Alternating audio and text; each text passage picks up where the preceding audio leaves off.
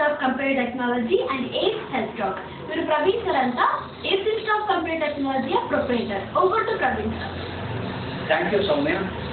ನಮ್ಮ ACE Institute of Computer Technology ನಲ್ಲಿ ನಾವು ಈಗ ಹೆಲ್ತ್ ಟಾಕ್ ಅಂತ ಟಾಪಿಕ್ ಸ್ಟಾರ್ಟ್ ಮಾಡ್ತಾ ಇದ್ದೀವಿ.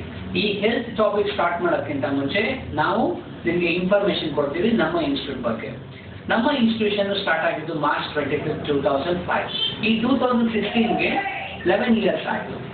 ಈ ಸರ್ವಿಸ್ನಲ್ಲಿ ನಾವು ಕಂಪ್ಯೂಟರ್ ಎಜುಕೇಶನ್ ಮಾತ್ರ ಕೊಡ್ತಾ ಇಲ್ಲ, ಈಗ ನಮ್ಮ ಸರ್ವಿಸ್ ಎಕ್ಸ್ಟೆಂಡೆಡ್ ಮಾಡ್ತಾ ಇದ್ದೀವಿ. ಯಾವ್ಯಾವ ಸರ್ವಿಸ್ ಎಕ್ಸ್ಟೆಂಡ್ ಮಾಡ್ತಾ ಇದ್ದೀವಿ ನೋಡಿ. ಮೂರನೇದಾಗಿ ಏಡ್ಸ್ ಕೊರಿಯೋಗ್ರಾಫರ್, ನಾಲ್ಕನೇದು ಏಡ್ಸ್ ಯೋಗ ಸೆಂಟರ್. ಹೀಗೆ ನಾನಾ ಕಾರ್ಯಕ್ರಮಗಳನ್ನ ನಾವು ಇಂಟರ್ನೆಟ್ ಮುಖಾಂತರ ಲಾಂಚ್ ಮಾಡಿ ನಿಮ್ಮವರೆಗೂ ತಲುಪೋ ಥರ ನಾವೊಂದು ಪ್ಲಾನ್ ಮಾಡ್ಕೊಂಡಿದ್ದೀವಿ. ಯಾಕೆ ಈ ಪ್ರೋಗ್ರಾಮ್ ಎಲ್ಲ ಮಾಡಬೇಕು ಅಂದರೆ ನಮಗೂ ಕೂಡ ಒಂದು ಪಬ್ಲಿಸಿಟಿ ಆಗತ್ತೆ, ಪ್ಲಸ್ ನಮ್ಮಲ್ಲಿರೋ ನಾಲೆಡ್ಜ್ನ ಎಲ್ಲರ ಹತ್ರನೂ ಶೇರ್ ಮಾಡ್ದಂಗೆ ಆಗತ್ತೆ. We are planning for healthy society. ಬರೀ ನಮ್ಮ ಕಂಪ್ಯೂಟರ್ ಇನ್ಸ್ಟಿಟ್ಯೂಟ್ನಲ್ಲಿ ಬರೀ ಕಂಪ್ಯೂಟರ್ ಹೇಳ್ಕೊಡೋದು ಮಾತ್ರ ಅಲ್ಲ, ಬೇರೆ ಕಾನ್ಸೆಪ್ಟ್ಸ್ ಕೂಡ ಜನರಿಗೆ ತಲುಪಲಿ, ಒಂದು ಹೆಲ್ತಿ ಸೊಸೈಟಿ ಆಗಲಿ ಅನ್ನೋದು ಒಂದು ಉದ್ದೇಶ ಇಟ್ಕೊಂಡು ನಾವು ಈ ಎಲ್ಲ ಪ್ರೋಗ್ರಾಮ್ನ ಲಾಂಚ್ ಮಾಡೋದಕ್ಕೆ ಪ್ಲಾನ್ ಮಾಡಿದ್ದೀವಿ. ಅದರ ಮೊದಲ ಪ್ರಮುಖವಾದ ಏಡ್ಸ್ ಹೆಲ್ತ್ ಟಾಕ್ನ ನಾವು ಇವಾಗ ಲಾಂಚ್ ಮಾಡ್ತಾ ಇದ್ದೀವಿ. ಇವಳು ಸೌಮ್ಯ ಅಂತ ನಮ್ಮ ಓಲ್ಡ್ ಫ್ಯಾಕಲ್ಟಿ ಇವಾಗ ನಿಮಗೆ ಆಂಕರಿಂಗ್ ರಿಲೇಟೆಡ್ ಎಲ್ಲ ಜವಾಬ್ದಾರಿ ತಗೊಂಡು ಏಡ್ಸ್ ಹೆಲ್ತ್ ಟಾಕ್ ಆಗಿರ್ಬೋದು ಅಥವಾ ಏಡ್ಸ್ ಮ್ಯಾಜಿಕ್ ಯಾವುದೇ ಅಪ್ಕಮಿಂಗ್ ಪ್ರೋಗ್ರಾಮ್ ಆಗಿರುವಂಥದ್ದು ಎಲ್ಲ ಕೂಡ ನಿಮಗೆ ಇನ್ಫಾರ್ಮೇಶನ್ ಇವರ ಮುಖಾಂತರ ನಾವು ತಿಳಿಸೋದಕ್ಕೆ ಇಷ್ಟಪಡ್ತೀವಿ. ಮತ್ತೆ ಲಿಖಿತಾ ಅನ್ನೋ ಒಂದು ಹುಡುಗಿ ಕೂಡ ನಮ್ಮ ಜೊತೆ ಜಾಯ್ನ್ ಆಗ್ತಾ ಇದ್ದಾಳೆ. ಅವಳು ನಿಮಗೆ ಇನ್ಫಾರ್ಮೇಶನ್ ಕೂಡ ನಿಮಗೆ ಏಡ್ಸ್ ಹೆಲ್ತ್ ಟಾಕ್ ಆಗಿರ್ಬೋದು ಮತ್ತೆ ಬೇರೆ ಯಾವುದೇ ಪ್ರೋಗ್ರಾಮ್ ಆಗಿರ್ಬೋದು ಇವರ ಜೊತೆ ಶೇರ್ ಮಾಡಿಕೊಂಡು ಇಬ್ರು ಕೂಡ ನಿಮಗೆ ಪ್ರೋಗ್ರಾಮ್ನ ನಡೆಸ್ಕೊಂತಾ ಹೋಗ್ತಾರೆ. ನನ್ನಲ್ಲಿರುವಂಥ ಇನ್ಫಾರ್ಮೇಶನ್ ಇವ್ರ ಮುಖಾಂತರ ನಿಮ್ಮ ಮನದಾಳದವರೆಗೂ ತಲುಪಿಸೋದಕ್ಕೆ ಪ್ರಯತ್ನ ಪಡ್ತಾ ಇದ್ದೀವಿ. Thank you. So let start health talk. Over to Soumya. Thank you Soumya. Please proceed the remaining thing. Thank you.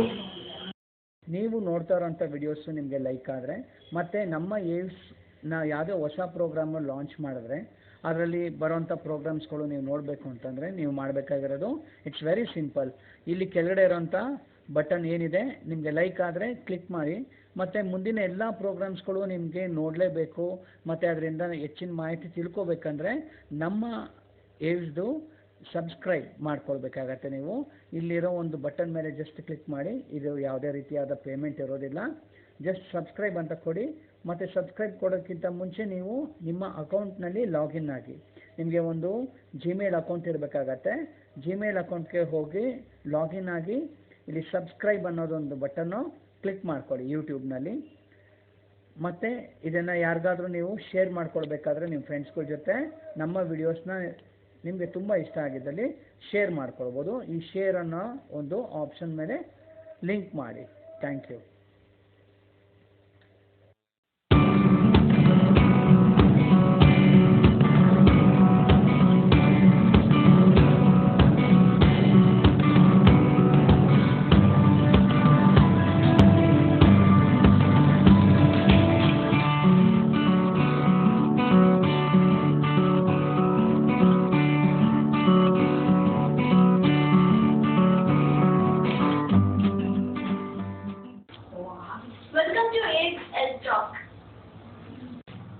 ನಿಮ್ಮ ಲೈಫ್ ಪೂರ್ತಿ ಆರೋಗ್ಯವಾಗಿರಕ್ಕೆ ನಿಮ್ಗೆ ಇಷ್ಟನಾ?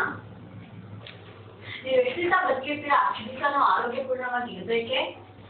ನಿಮ್ಮ ಶರೀರ ತುಂಬ ಅರ್ಗೆಟಿಗೆ ಪ್ರತಿಯೊಂದು ಕಾಯಿಲೆಗೂ ಮೆಡಿಕಲ್ ಟ್ಯಾಬ್ಲೆಟ್ಸ್ ಮೇಲೆ ಡಿಪೆಂಡ್ ಆಗಿದ್ದೀರಾ? ನ್ಯಾಚುರಲಿ ಯಾವುದೇ ಸೈಡ್ ಎಫೆಕ್ಟ್ಸ್ ಇಲ್ಲದೆ ನಿಮ್ಮ ಬಾಡಿ ಮೇಂಟೈನ್ ಮಾಡಬೇಕಾ? ಎಷ್ಟೋ ತಜ್ಞರು ಹೇಳ್ಕೊಡ್ದಿರೋಂಥ ಸೀಕ್ರೆಟ್ಸ್ ನೀವು ತಿಳ್ಕೊಬೇಕಾ?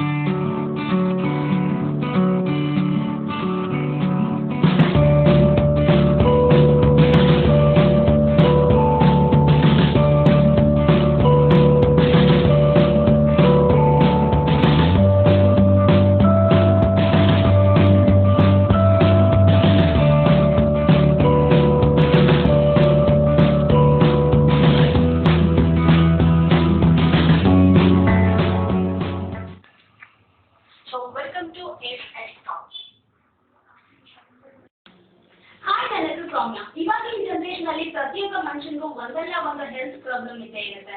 ಕೆಲವೊಬ್ರು ತುಂಬಾ ದಪ್ಪಗಿರ್ತಾರೆ, ಇನ್ನು ಕೆಲವೊಬ್ರು ತುಂಬಾ ಸಣ್ಣಗಿರ್ತಾರೆ, ಕೆಲವೊಬ್ರಿಗಂತೂ ಕೂದಲು ಉದುರುವಿಕೆ ಆಗಿರ್ಬೋದು, ಕಣ್ಣಿನ ಸಮಸ್ಯೆ ಆಗಿರ್ಬೋದು. ಈ ತರ ಪ್ರತಿಯೊಬ್ಬ ಮನುಷ್ಯನಿಗೂ ಒಂದಲ್ಲ ಒಂದು ಹೆಲ್ತ್ ಪ್ರಾಬ್ಲಮ್ ಇದ್ದೇ ಇರುತ್ತೆ. ಇದಕ್ಕೆಲ್ಲ ಮೇನ್ ರೀಸನ್ ಏನು ಅಂದ್ರೆ ಫುಡ್ ಕನ್ಸಂಪ್ಷನ್ ಮೆಥಡ್. ಏನಿದು ಫುಡ್ ಕನ್ಸಂಪ್ಷನ್ ಮೆಥಡ್ ಅಂದ್ರೆ ಒಂದು ಮಾತು ಹೇಳ್ಬಹುದು, behind every successful man there is a woman ಅನ್ನೋ ಹಾಗೆ behind every damaged health there is a wrong food consuming method ಅಂತ.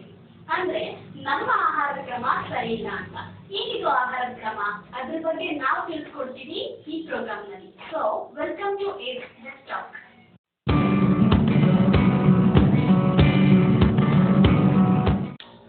ಈಗ ನಾವು ನಿಮ್ಗೆ 3 ಫುಡ್ ಚಾರ್ಟ್ ತೋರಿಸ್ತೀವಿ.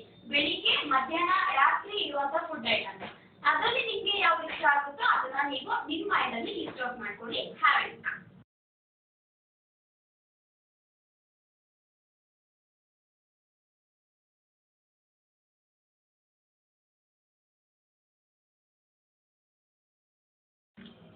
ನಂಗೆ ಗೊತ್ತು ನಿಮ್ಮ ಮೈಂಡಲ್ಲಿ ಬಂದಿರೋದು ಹೆಚ್ಚಾಗಿ ಜಂಕ್ ಫುಡ್ಸ್ ಅಂತ. ಯಾಕೆ ಅಂದ್ರೆ ನಮ್ಮೆಲ್ಲ ನಾಲಿಗೆ ತುಂಬಾ ಟೇಸ್ಟಿ ಕೊಡ್ತಾ ಇರೋದು ಜಂಕ್ ಫುಡ್. ಇದನ್ನೆಲ್ಲ ನಾವು ಕಂಟ್ರೋಲ್ ಮಾಡಲೇಬೇಕು. ಹೇಗೆ ಕಂಟ್ರೋಲ್ ಮಾಡಬೇಕು? ಈ ಕಂಟ್ರೋಲ್ ಮಾಡೋಕ್ಕೂ ಮುಂಚೆ ನಿಮಗೆ ಗೊತ್ತಿರಬೇಕು ಕ್ಯಾಲರೀಸ್ ಬಗ್ಗೆ. ಸೊ ಈಗ ನಾವು ಕ್ಯಾಲರೀಸ್ ಬಗ್ಗೆ ತಿಳ್ಕೊಳ್ಳೋಣ.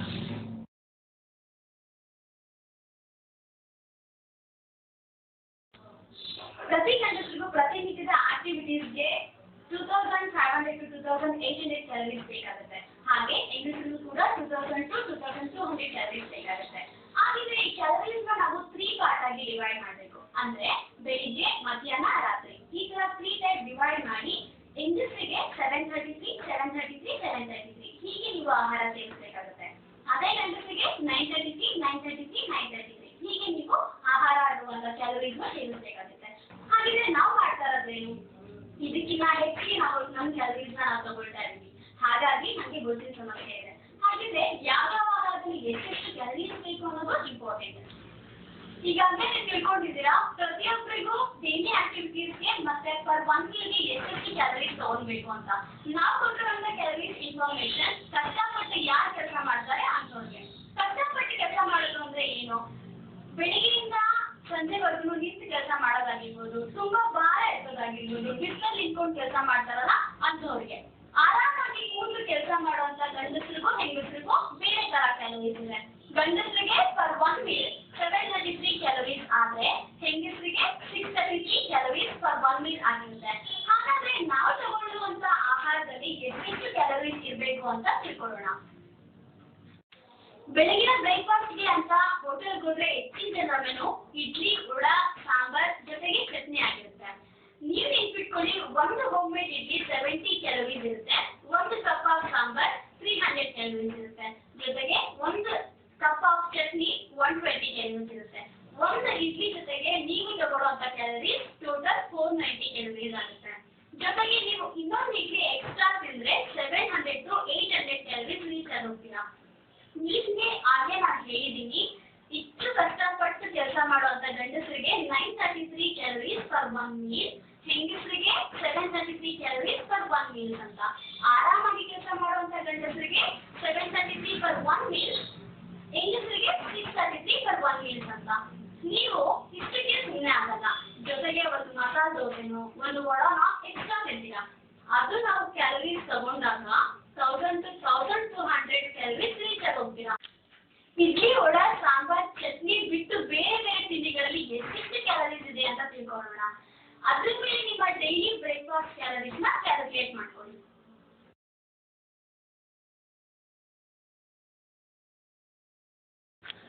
ಹೀಗಾಗಿ ನೀವು ತಿಳ್ಕೊಂಡಿದ್ರ ಬೆಳಗಿನ ಬ್ರೇಕ್ಫಾಸ್ಟ್ಗೆ ಎಷ್ಟೆಷ್ಟು ಕ್ಯಾಲರೀಸ್ ತಗೊಳ್ಬೇಕು ಅಂತ. ಈಗ ನಾನು ನಿಮಗೆ ತಿಳಿಸ್ಕೊಡ್ತಾ ಇದ್ದೀನಿ ಮಧ್ಯಾಹ್ನದ ಊಟಕ್ಕೆ ಎಷ್ಟೆಷ್ಟು ಕ್ಯಾಲರೀಸ್ ತಗೊಳ್ಬೇಕು ಅಂತ. ಯೂಶಲ್ ಆಗಿ ಊಟ ಅಂದ್ರೆ chapati, rice, sambar, curd, rasam menu ಆಗಿರುತ್ತೆ. ಒಂದು ಚಪಾತಿಗೆ 110 ಕ್ಯಾಲರೀಸ್ ಅಂದ್ರೆ ಒಂದು ಕಪ್ ಆಫ್ ರೈಸ್ಗೆ 200 ಕ್ಯಾಲರೀಸ್ ಇರುತ್ತೆ. ಒಂದು ಕಪ್ ಆಫ್ ಸಾಂಬಾರ್ಗೆ 300 ಕ್ಯಾಲರೀಸ್ ಇರುತ್ತೆ. ಒಂದು ಕಪ್ ಆಫ್ ಕರ್ಡ್ಗೆ 200 ಕ್ಯಾಲರೀಸ್ ಇರುತ್ತೆ. ಒಂದು ಕಪ್ ಆಫ್ ರಸಂ ವಿತ್ ರೈಸ್ಗೆ 400 ಕ್ಯಾಲರೀಸ್ ಇರುತ್ತೆ. ಇದೆಲ್ಲ ಸೇರಿ ನಿಮ್ಮ ಊಟದ ಮೆನು ಆಗಿದ್ರೆ ನಿಮ್ಮ ಕ್ಯಾಲರೀಸ್ 1500 ರೀಚ್ ಆಗುತ್ತೆ. ನೀವು ಆಲ್ರೆಡಿ ಬೆಳಿಗ್ಗೆ ಬ್ರೇಕ್ಫಾಸ್ಟ್ ತಗೊಂಡಿರೋದು 1200 ಕ್ಯಾಲರೀಸ್. ಇವಾಗ ನೀವು ಮಧ್ಯಾಹ್ನ ಊಟಕ್ಕೆ ತಗೊಳ್ತಾ ಇರೋ ಕ್ಯಾಲರೀಸ್ 1500. ಸೊ ಟೋಟಲ್ ನಿಮಗೆ 2700 ಕ್ಯಾಲರೀಸ್ ರೀಚ್ ಆಗೋಗ್ಬಿಟ್ಟಿದ್ದೀರಾ. ಮೊದಲಿಗೆ ನೀವು ಕಾಫಿ ಟೀ ತಗೊಂತಾನೆ ಇರ್ತೀರಾ. Each cup of tea or ಕಾಫಿಗೆ 70 ಕ್ಯಾಲರೀಸ್ ಆಡ್ ಆಗುತ್ತೆ. ಸೊ ನಿಮ್ಮ ಕ್ಯಾಲರೀಸ್ ಈವ್ನಿಂಗ್ ಆಗೋಷ್ಟೊಳಗೆ 3000 ಟಚ್ ಆಗೋಗ್ಬಿಟ್ಟಿರುತ್ತೆ.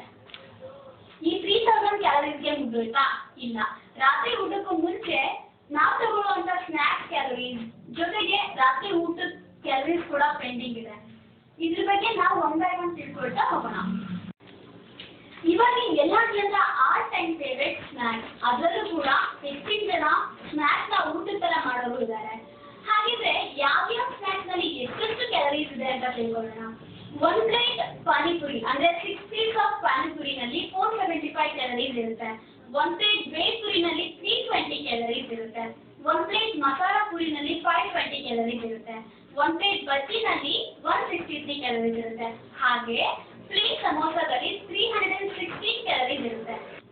ಈಗ ರಾತ್ರಿ ಊಟಕ್ಕೆ ನೀವು ಮಧ್ಯಾಹ್ನದ ಮೇಲೇ ಕಂಟಿನ್ಯೂ ಮಾಡಿದ್ರೆ ಅಂದ್ರೆ ಒಂದು cup of rice, sambar, curd, rasam with rice ತಗೊಂಡ್ರೆ ರಾತ್ರಿ ಊಟದ ಕ್ಯಾಲರೀಸ್ ಜೊತೆಗೆ ಸ್ನ್ಯಾಕ್ಸ್ ಕ್ಯಾಲರೀಸ್ ಕೂಡ ಆಡ್ ಆಗುತ್ತೆ.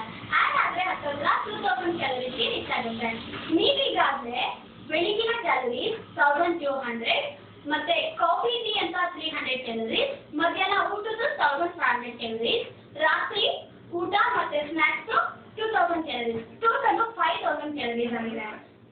ನಮ್ಮ ಡೈಲಿ ಆಕ್ಟಿವಿಟೀಸ್ಗೆ 2200 to 2700 ಕ್ಯಾಲರೀಸ್ ಬೇಕಾಗುತ್ತೆ. ಆದ್ರೆ ನಾವು ತಗೊಂಡಿರೋದು 5000 ಕ್ಯಾಲರೀಸ್ ಅಂದ್ರೆ 2300 to 2800 ಕ್ಯಾಲರೀಸ್ ನಾವು ಹೆಚ್ಚಿಗೆ ತಗೊಂಡಿದ್ದೀವಿ. ಈ ಅಡಿಷನಲ್ ಆಗಿ ತಗೊಂಡಿರೋ ಕ್ಯಾಲರೀಸ್ ನಮ್ಮ ದೇಹದಲ್ಲಿ ಕೊಲೆಸ್ಟ್ರಾಲ್ ಆಗಿ ಟರ್ನ್ ಆಗುತ್ತೆ. ಕೊಲೆಸ್ಟ್ರಾಲ್ ಆಗಿ ಬೊಜ್ಜು ಉಂಟಾಗುತ್ತೆ. ನಮ್ಮ ಆರೋಗ್ಯದಲ್ಲಿ ಬೇರೆ ಯಾವುದೇ ಸಮಸ್ಯೆ ಆದ್ರೂ ಕೂಡ ಹೆಚ್ಚಿನ ಕ್ಯಾಲರೀಸ್ ಇಂದಾನೆ. ಹಾಗಂತ ನಾವು ಊಟನ ಬಿಟ್ಟು ಕ್ಯಾಲರೀಸ್ ನ ಕಡಿಮೆ ಮಾಡ್ಕೊಬಾರ್ದು, ಹಾಗಂತ ಹೆಚ್ಚು ಕೂಡ ಮಾಡ್ಕೊಬಾರ್ದು. ಯಾವಾಗಲೂ ನಾವು ಒಂದು ಸಮಪ್ರಮಾಣದಲ್ಲಿ ನಾವು ನಮ್ಮ ಕ್ಯಾಲರೀಸ್ ನ ಸೇವಿಸ್ತಾ ಇರಬೇಕು. ಇದುವೇ ಇವತ್ತಿನ AFS ಟಾಕ್. ನೆಕ್ಸ್ಟ್ ಎಪಿಸೋಡ್ ನಲ್ಲಿ ಆರೋಗ್ಯದ ಬಗ್ಗೆ ಹೆಚ್ಚಿನ ಮಾಹಿತಿ ಕೊಡ್ತಾ ಹೋಗ್ತೀವಿ. Thank you. Bye bye. Have a healthy day.